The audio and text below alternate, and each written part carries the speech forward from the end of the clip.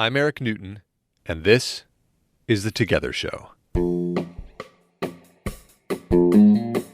We all know relationships take work, but what is that work, and how do we do it?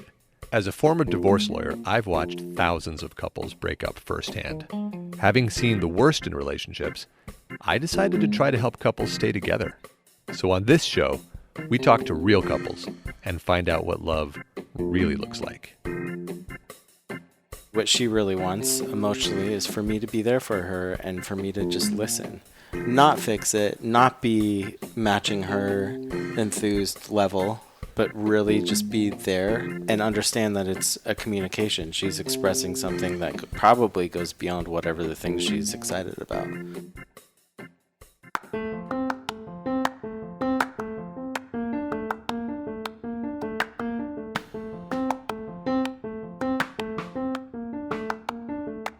Welcome to the show, everybody. Thanks for listening. We just posted 2 articles at Together Magazine that fit nicely with the themes of our show this week. The first is called Uncovering Your Expectations, and it's about understanding what you really want in a relationship so that you can avoid resentment. And the second is called Want the One You're With, and it's packed full of extraordinary insights into keeping the passion burning in the long term. You can find both of those at our website, which is www.together.guide/magazine, and also on our Facebook page, facebook.com/togethershow. Now on to the interview. Today's episode is part 2 of an interview with Kelli and Timothy Lamb. Now, if you haven't heard part 1, you should probably go back and listen because it'll give you some more context for what's going on today. And there's a lot going on in this episode. There are 2 themes that I wanted to point to here in this introduction. The first is Kelli's ability to live life on her own terms.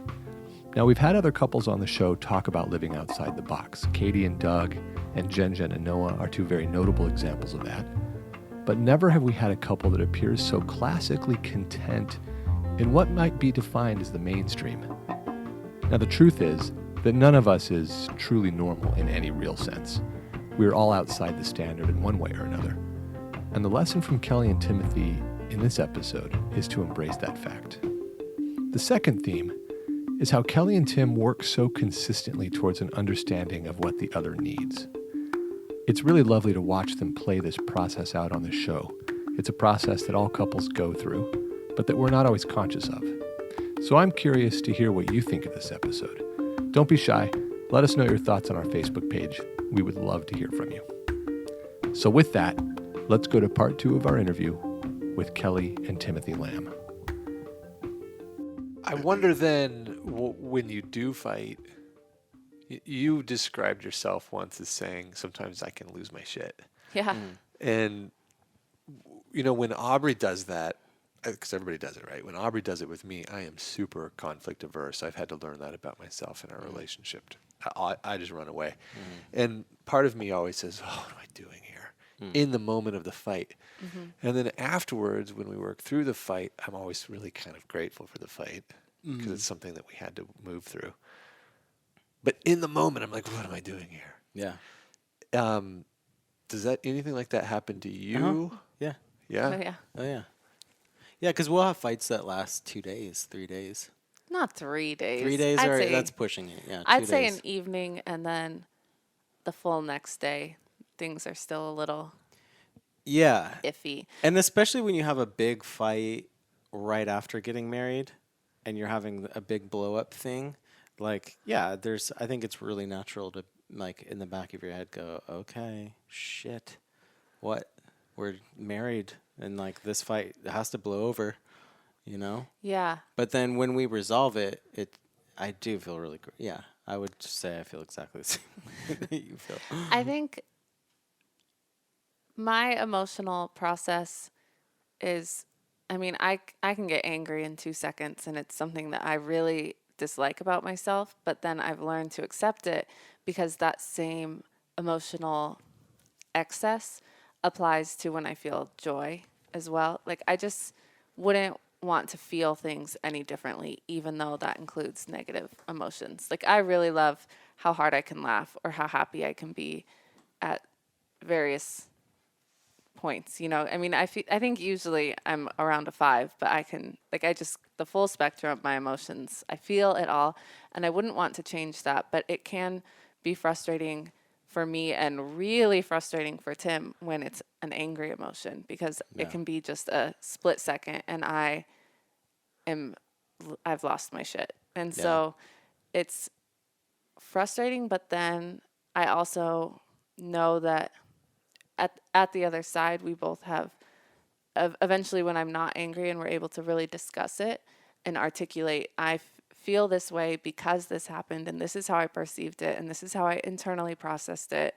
And in counseling, we learned the importance of, like, I hear you saying this, to make sure that you're truly understanding what the other person is going through, and then we're able to work through it. And one thing, if we ever have had a fight where emotions are still pretty raw the next day, I still am just so excited to see him and reconnect as we are, instead, like, get rid of those bad feelings. So it kind of encourages us to work through things more, because we don't like feeling that way. Yeah. We like being happy, you know. It's hard to think of how to express it. I am really fascinated these days by the role of danger, perceived danger, in fights. Yeah. And it's a personal exploration, because when I'm avoiding the fights with Aubrey, it's because on some level I'm believing that there's danger present in the experience of a fight. And when I can stop my lizard brain, you know, my fight or flight or freeze function from taking over, I always realize actually there is no danger in the fight. And in fact, it's a communication. It's a communication in a language that I don't like, but it's a communication from the person I love the most in the world. And there actually isn't danger, because I'm not under physical harm. She's not abusive. She's just angry. Yeah. It's loud noise, and it's loud noise when I'm trying to listen to music or watch TV or relax or meditate or something. But in the end, no big deal. But it still does stab me. Yeah. And so I've just been exploring what am I perceiving that this is such a problem. Yeah. I kind of realized when you were saying that what I was going to add to having fights would be that I've learned about myself that I just need to. We mentioned earlier about not going on the emotional roller coaster with Kelli, because I'm more even keel of a personality. Right. So I actually feel out of control if I'm really angry, or if I'm really depressed, or if I'm even really excited and really joyful about something. I don't even feel comfortable way up there, you know, matching her. So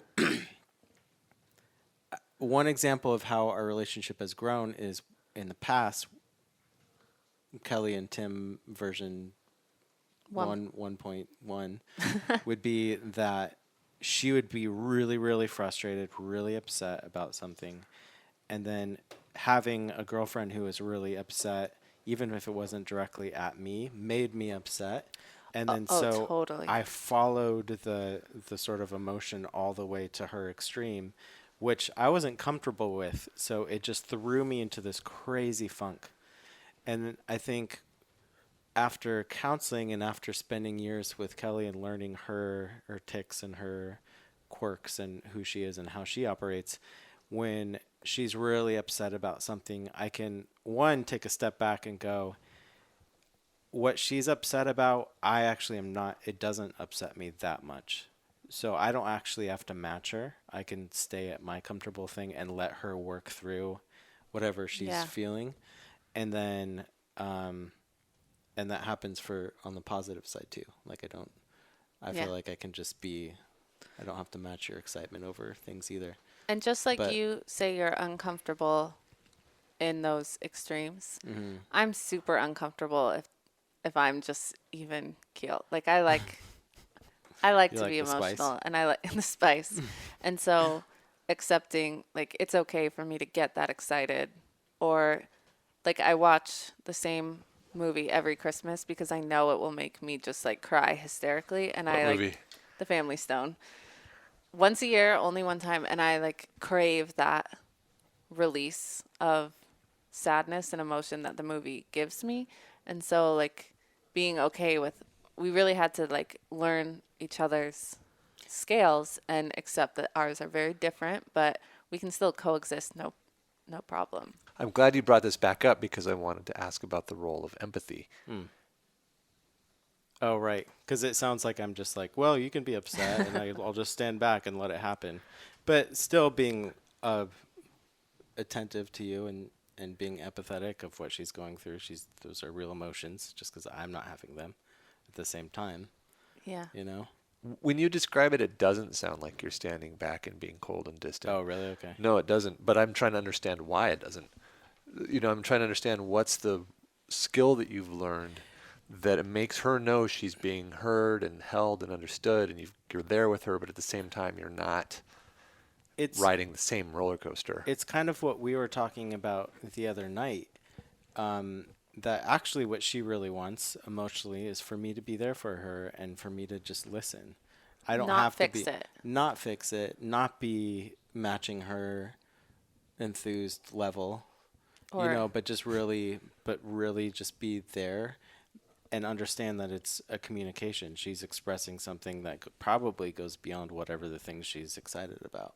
I really am grateful you used the word enthused. It makes me sound like less of a monster. That's why I said excited too. Yeah, thank you. It's really funny because if someone doesn't know us at all, it sounds like I'm just like really need to reel it in, and that like maybe you're just like an emotionless robot. But it's Yeah. neither of those things. It's just different levels. No, I am a little bit.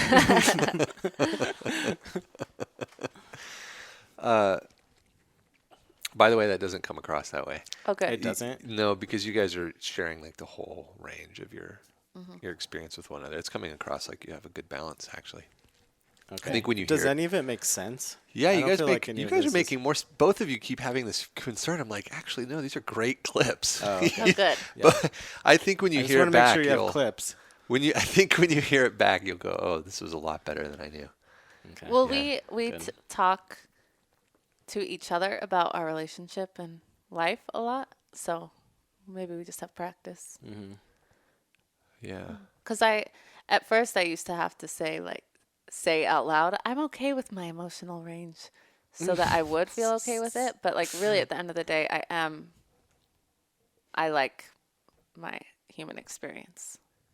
So You have such a healthy relationship with that. I must tell you, Thank in you. everybody that I've interviewed, you guys are number 39. Whoa. Nobody has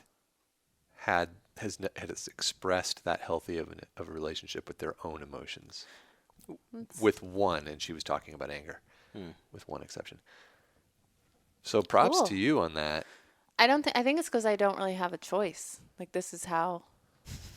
I know that if I were to, be medicated because I was like crying at too many commercials or something, that I wouldn't feel joy at the same level, and or excitement or gratitude, and like I just would never want to give that up. So I'll take anger and frustration and sadness along so that I can still have the highs. Because for me, that's Well, he's expressed that he's learned that he doesn't need to go along with you. yeah, What's your opinion about that?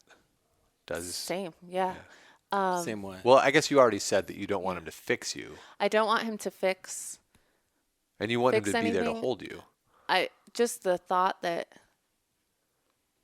I think when you would try to go along with me, it would ultimately relate in more frustration Yeah. because then he was experiencing something he did not want to feel, and then suddenly I felt like I had to It was just talk chaos. him down. It turned into It was complete just total chaos. chaos. And so realizing, no, you don't need to be on my level. You just need to be in my life, I guess.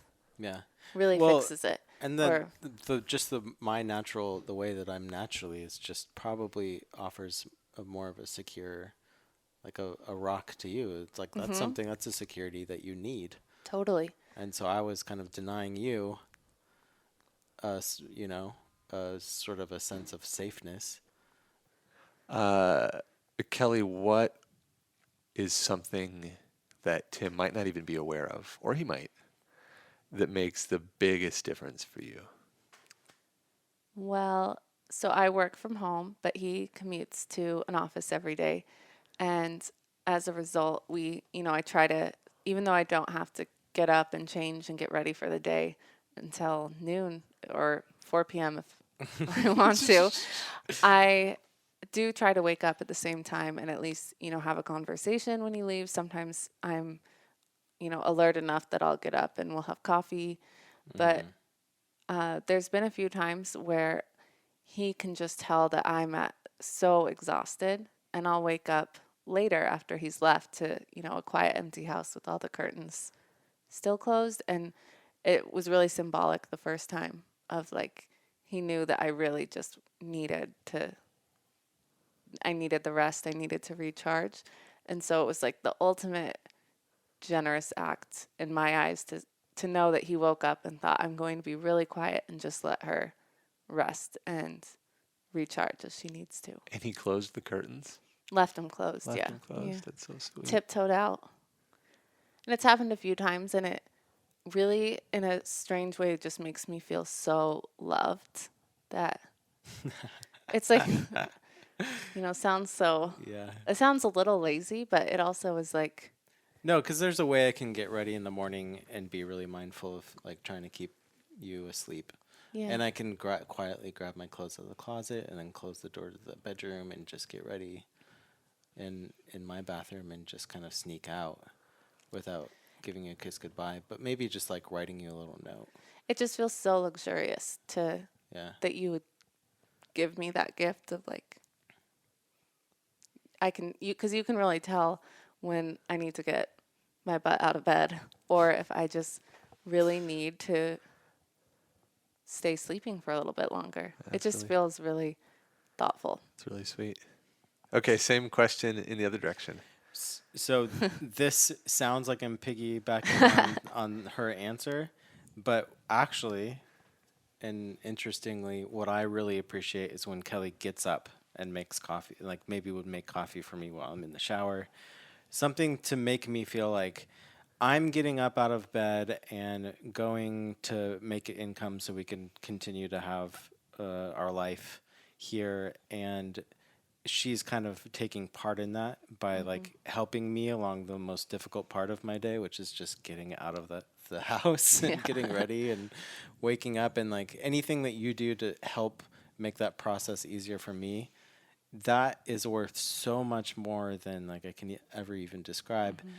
Another thing that's kind of right along the same guidelines is if you know that I'm having a bad day and like you make food and I come home and there's food ready, or she knows I'm having a bad day, so she pours me a glass of wine and then just kind of lets me decompress, that is worth so much in our relationship, and I think It's really when worth it needs noting. to happen.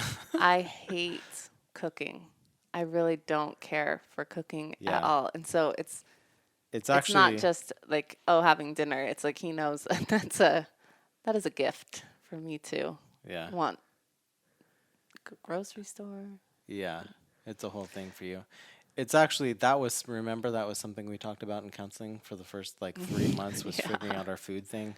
Because my mom always cooked a meal every single night, and I always assumed that whoever I ended up with would just naturally do the same thing. Well, Kelly doesn't do that, and our taste in food is very different. So it took a long time for us to sort through those sort of differences. Yeah.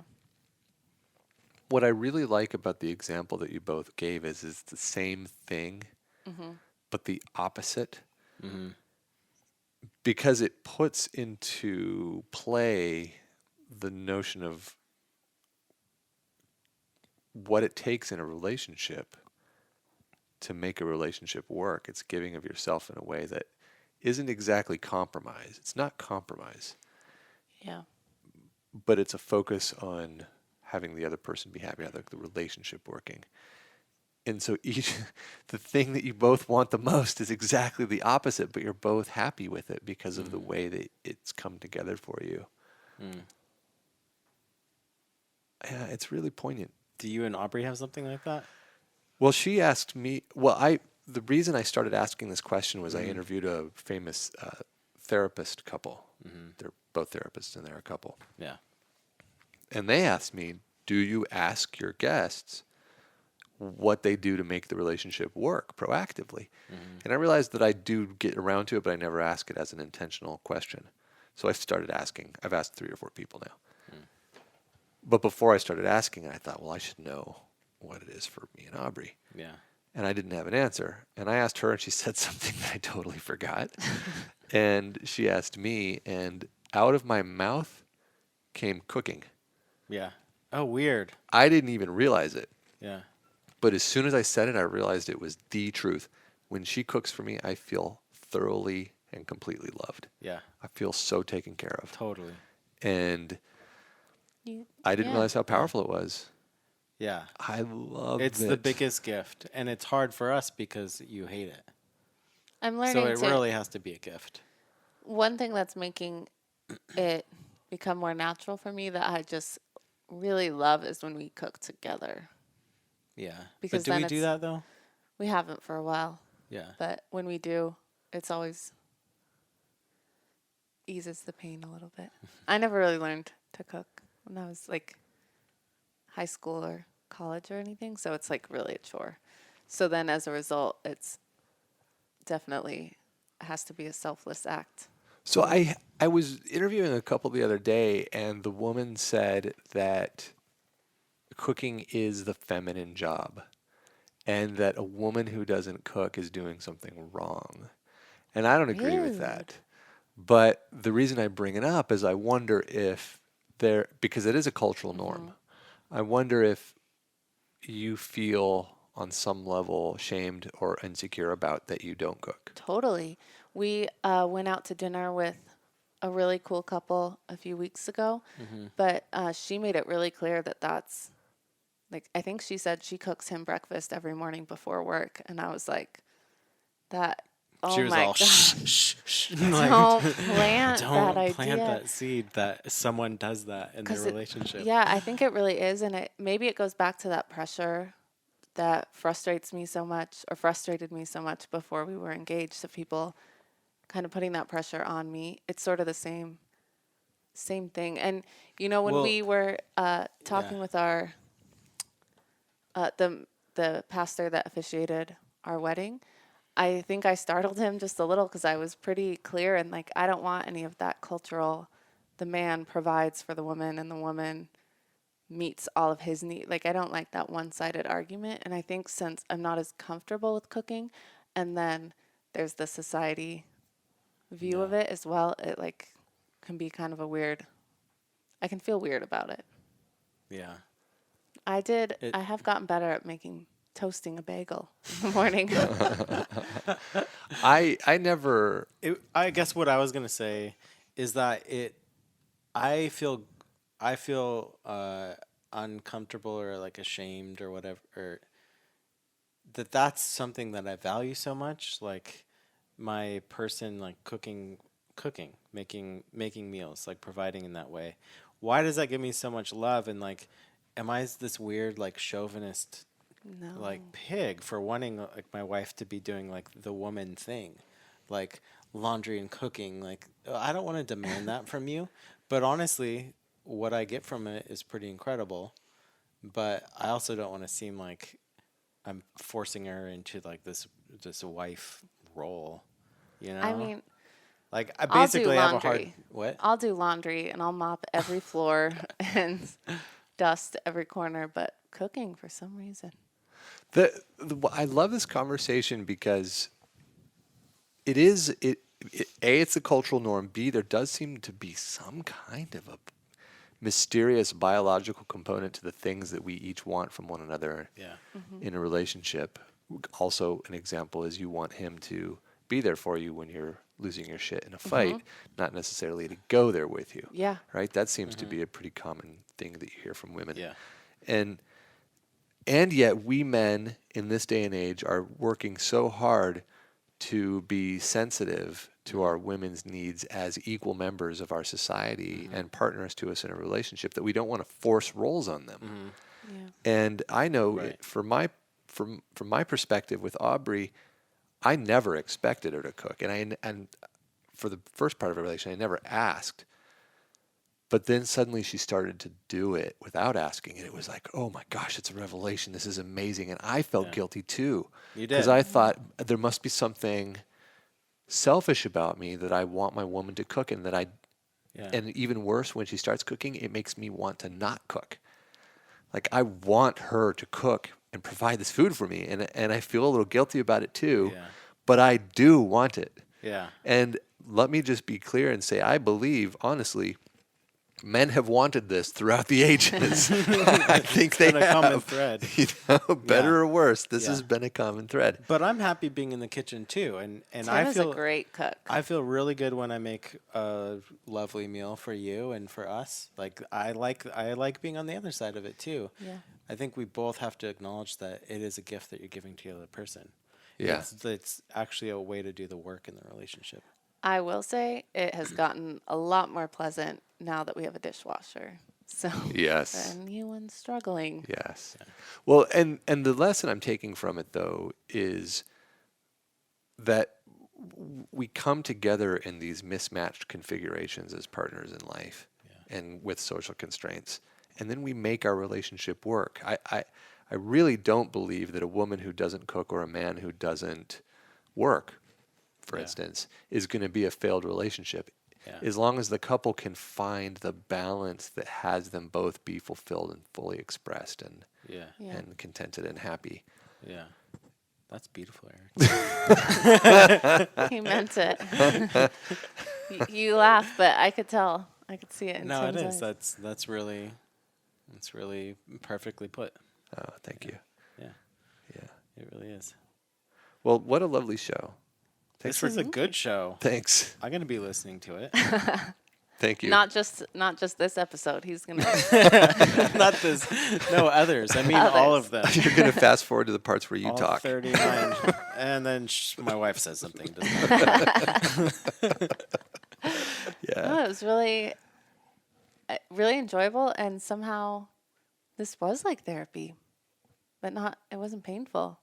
Yeah, not in the way that we now have to go seek someone out immediately. Yeah, we feel. Hey, we didn't get in a fight. That's good. That's Therapy is 90% not painful for me with Aubrey. I mean, I'm a therapy junkie, but I'm just saying, you guys, you should. Be You able were to saying find- that the other night, and Yeah. I felt the same. Like, I like therapy. I like talking about our relationship, and even when it was painful, and it probably could have been even more painful, I like it because I feel like I'm learning or growing or something. Yeah. It was like getting. It was like visiting a hardware store. Like you got a different tool every time that like we'll always use. I have a lot of great metaphors today. I can But- just or imagine this simile. tool belt full of communication, trust, fighting, Cooking. It's just a whisk. just a whisk. What's No. this one for? Oh. No, it really was totally the most valuable thing because there were so many times where we would suddenly be like, "Oh, I now understand why you do that," and I was misunderstanding, and it was tools. Yeah, it's tool. You know what we didn't talk about? We didn't talk about how we like got married because we want to have kids, but now that we're married, we're in a place where we just kind of really think that would be the worst thing ever, and you'd think it'd be Yeah, reversed. We don't have to talk about it, but that's we For, can do like- another episode. yeah. We can go Like, back. that would be good. But quickly, just to let me ask about it. You think that forever, like definitely no kids, or No, just no, at least no, not now? forever. Oh, okay. But just as our our close friends are having their first babies and starting their families, and we're finally married in a position where if we got pregnant, we would definitely be raising a child and like jumping into parenthood and all that. Like because it's now a reality, we're like I think more honest about looking at it and realizing that we're not maybe we're not emotionally ready. Not just a reality, but again, it kind of expected of, Because you know. when you're dating someone, well, when are you going to get married? Like, that's the question. And then you get married, and everyone's, when are you going to have kids? Like, that's naturally what people want to put on you. Like, oh, now you have to go to step 5. Or Yeah. I whatever think it it's is. been Yeah. actually in our discussions, almost a hard reality to really be honest with ourselves and say, kids aren't right for us right now, and maybe thinking that it would be the opposite and we'd be more ready. And I think it, even on our honeymoon, we had a lot of late night talks that were like, this isn't what we want. We want to enjoy it. Like, we'll never have this time in our life again. And so you always hear the argument of, do you have kids young and enjoy your retirement, or do you enjoy your youth and have kids older? It's like a weird, maybe I've just heard that, but No, I've heard that too. And I've struggled with, like, oh, I really want to be a young, like, hip dad, like, and a hip, like, father Active, figure, yeah. active, not this cane-toting, gray-haired, balding man, but, like, and have really young kids. But, like, you also want to enjoy, like, you really have to be selfless. The second you bring a person into the world, like, yourself comes Yeah. second. And I'm just not ready to put myself we just second or third. the more we talk about it, the more we agree. We just really love life right now and love being with each other and our weekends and saying at 10 p.m., like, let's go get McFlurries and, being able to be selfish. But I guess, is there a word if you're both being selfish? Like, selfish together, selfish with each other in our time. We're just really enjoying the phase that we're in right now. Yeah. Yeah, let's make up a word for that because it's the theme of the show. Still. The theme of the show is that you two are getting really honest about what you want and need as opposed to what society says you Yeah. should. That's the theme of your show or the theme of this particular This episode? interview. Oh, okay. You guys, that has been your clear theme from the beginning. Yours has been, realizing that you can give her space and that really the reason is you are procrastinating or avoiding Yeah. something and you're Yeah. using it as an excuse. Yeah. Or he Definition just- of codependency. Uh-huh. Or he just likes being around me. And or he just wants to be around you. All right. And then the other theme is for Kelli, and then it crosses over to the both of you. Like, no, I'm not being defined by you, culture. I'm Yeah. going to define this relationship the way I want to define it. Yeah. And a little bit of a struggle of guilt with that. But every time you make the realization, you end up being happier and more confident on the other end. Yeah. We have a theme. Way to be all themed out. I just got to figure out how to squeeze that into a one-sentence title that will work for SEO. Maybe you can teach me some skills. We'll have to Okay. brainstorm. I like to end the shows with a game of this or that. Okay. Do you know how this or that works? It's like Let's Would you rather? with same as would you rather, yeah. Okay. I always merge them into one game. Do we need vodka or beer? We've already got these little mimosas that are early. making me loopy as it is. Okay, so I'll start easy. Beer or wine, Tim? wine. Beer. Kelly, beer, really? Yeah, whenever we are at a restaurant and he'll order wine and I order beer, they set it down at the wrong person. We have Isn't to that so switch it. funny? Yeah. Yeah. Love a frosty cold one. Yeah. She'll order a burger and I'll order a salad. It always comes. Nope. It's the other way. And when you get a Reverse. beer, what kind of beer are we talking here? A white ale, like That's a your Hefeweizen or, Blue Moon, Shock Top. Yeah. My favorite right now is Golden Road Hef, which is made here in LA. What did we have? What did you have the other night at that place we went to? Golden Road. Yeah. Yeah. Okay. Golden I Road. thought that was what it was. Golden Road Half. Golden Road Hef. Nice. That was a great restaurant. What was it called? Spitz. Okay, we're totally plugging Worst Spitz. name, but Spitz is so good. Yeah, that's a bad name. Spitz with a It's- Z. With a Z. Spitz. Spitz. It's because it's a German reference, right? right, Because it was yeah. German food. It's Yeah, yeah. Or a kind of quasi-German Middle Eastern food It was merger. so good. So good. unfortunate. It's right up the road. That was the first time we ever went. Okay. Would you rather be able to fly Mm-hmm. or breathe underwater? Kelly, Breathe underwater. Tim. Fly. Oh. Yeah, definitely fly. Well, I tried to scuba one time in Hawaii, and it just gave me, it like brought up so much fear. Terrified of sharks. Like I don't breathe very well. Like it's a bad combo for me. So even if I could just do it as like a superpower, You still Nah. wouldn't. Nah. nah. Okay. Star Wars or Star Trek, Kelly? Star Wars. Wars, Yeah, both. hands down. You don't care about that whole utopian society No, stuff. it's just too smart for me. I just want lightsabers and stuff. Yeah. And J.J. Abrams or Joss Whedon? Abrams. Abrams. Really? You guys didn't even go a little Well- bit. But I know why. You're sick of the whole Marvel comic book movie thing. Hate them. Yeah. Hate them. Which is a bold thing to say, being in the movie industry now. Oh yeah, this is going out into the world. What I mean is, I would be happy to work for anyone. I respect all genres of this crap. They probably need a diverse opinion set at their studio. It's a little formulaic. I will say that. Yeah. Okay. All right, second last question. Enlightenment or $1 billion? Tim. I have to say enlightenment because you're just a bad person if you go for the other one. Enlightenment. Really, $1 billion. though, in my heart, I know it's enlightenment. But if I was given like 10 seconds to choose, I'd be like $1 billion, no problem. But then I would regret it. Enlightenment. Yeah.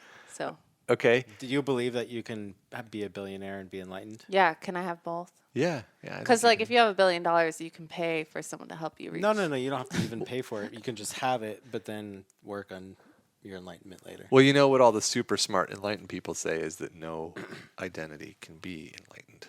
So the person that's sitting here asking the question or talking about it will never be enlightened anyway. So you might as well take the $1 billion. Oh, on that note. That's no. what all the those guys say. But Is it so Yeah, I wrong don't- to want an infinity pool? You know? No, right? We all want. All right. and a yacht. Okay, last question. If you had to either live forever, like infinity, or die in the next 5 minutes, which would it be, Tim? Oh no. I hate this game so much. Probably live forever? Or live like a million years? For For infinity, infinity? or die in the next 5 minutes. I have a lot of follow-up questions. Yeah, you don't get them. That's the You don't thing. get If 'em? the genie comes up as like one or the other, motherfucker. I'll live forever. Let's see what that is. Let's see what that's like. I would think I would die. You I rather would give- die? I mean, I wouldn't want to I wouldn't want it to be a tragic thing. I'd want everyone to know that I made that decision logically. I have no interest in living forever. I have an interest in living like a full, wonderful life. This question aside, I definitely don't want to die tomorrow, but I really don't want to live forever. That's a lot of anxiety. I'm threatened by the idea of not existing, so that's why I'm... Oh, I'm totally comfortable. Just dust in the wind is fine with me. Well, that's it for the Kelly and Timothy interview, folks. Thanks for listening. You can find out more about Kelly on her Instagram feed, which is @KellyLamb_. That's KELLILAMB_. Or you can find her at ruemag.com. That's RUEMAG.com. Timothy's Instagram is @TimmyLamb. That's TIMMYLAMB. And as I mentioned earlier, Tim is the art director and also the character designer for Trolls, the upcoming animated feature from DreamWorks Animation. If you liked what you heard on the show today, please subscribe to us on iTunes. It makes a big difference when you do that. If you have any questions or comments, or if you'd like to be on the show, please reach out to us via one of our platforms. You can find our website at www.together.guide. Our Facebook page is facebook.com/togethershow. Twitter and Instagram are both @together_show, or you can email me at host@together.guide. Our producer is Charlene Goto. Our web designer is Courtney Munna. Our art director and my one and only is Aubrey Pick. She's the whole reason, folks. I love her more than I can say. Thanks once again to my guests, Kelly and Timmy. Guys, party at your place. That's all for today, folks. See you next time.